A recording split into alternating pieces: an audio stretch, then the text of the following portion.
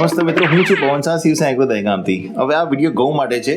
જો તમે ઘઉં કર્યા હોય ને અને તમારે ઘઉં જો ડુંડી અવસ્થાએ કે ગાભાની અવસ્થા આવી ચૂક્યા હોય તો આ 10 દિવસ બહુ મહત્વના છે.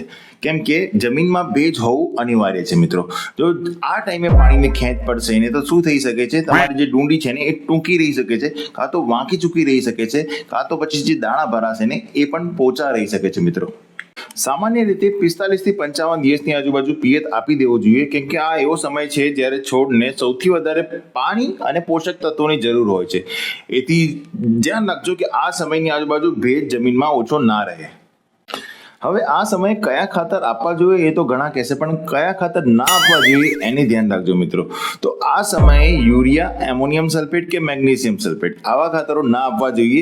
હવે પહેલા યુરિયા તો જરૂર હતી, પણ હવે ના આપવા જોઈએ મિત્રો. કેમ કે આ ટાઈમે જો તમે યુરિયા કે એમોનિયમ સલ્ફેટ આપશો તો વાનસ્પતિક વિકાસ તો વધશે પણ ઉત્પાદન ઘટશે, જે આગળ જઈને નુકસાન કરશે. હવે તમારા ઘઉં 50 થી 65 દિવસના થાય એટલે કે ડુંડી અવસ્થાએ આવે તો આ સમયે તમારે જમીનમાં ખાતર ના આપવું જોઈએ. હવે તમારે સ્પ્રે દ્વારા ખાતરો આપવા જોઈએ. હવે સ્પ્રેમાં સૌથી પહેલા જે ઉપયોગ કરવો જોઈએ એ છે 05234, જેમાં ફોસ્ફરસ અને પોટાશ આવતું હોય છે. ફોસ્ફરસ 52% અને પોટાશ 34%.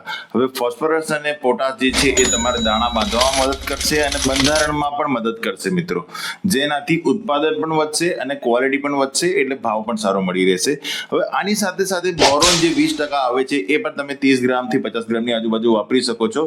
એનાથી બોરોન પરાગનયનમાં મદદ કરશે, જેનાથી એક પણ દાણો ખાલી નહીં રહી જાય. દાણા ભરાવમાં પણ મદદ કરશે, ચમકમાં પણ મદદ કરશે મિત્રો. અને આવા ટાઈમે જો તમારા ઘઉં પીળાશ દેખાય, ઘઉંમાં પીળાશ દેખાય તો સિગ્નેચર વાપરી શકો છો. 28 પોષક તત્વો આવે છે, 3-4 દિવસમાં જ પાછા કલરમાં લાવી દેશે. તો ખાતરનો સ્પ્રે કરવો જરૂરી છે આ ટાઈમે, નહીં કે જમીનમાં ખાતર આપવું. હવે ખેડૂત મિત્રો, જ્યારે ડુંડી સંપૂર્ણપણે બહાર નીકળી ગઈ હોય ત્યારે બીજા સ્પ્રેનો વારો આવે છે, અને એ સ્પ્રે છે 0050 નો. 100 ગ્રામ પ્રતિ પંપ લેખે કરવો જોઈએ. 0050 પોટાશ આવે છે, જેના કારણે દાણાની ચમક વધે છે, દાણાનું વજન વધે છે, ભરાવદાર બને છે મિત્રો.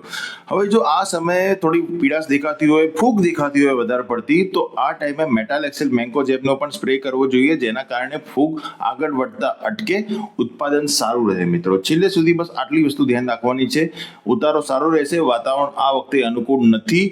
નાના છોડમાં ઊંબીઓ આવી રહી છે, કેમ કે વાતાવરણ જેવું છે. શિયાળો એટલો બધો નથી આ વખતે ઠંડો, એના કારણે છોડનો વિકાસ પણ એટલો બધો નથી. એટલે સ્પ્રે ટાઈમ ટુ ટાઈમ કરતા રહેજો. ઉત્પાદન સારું રહેવું જોઈએ. બસ, ધન્યવાદ.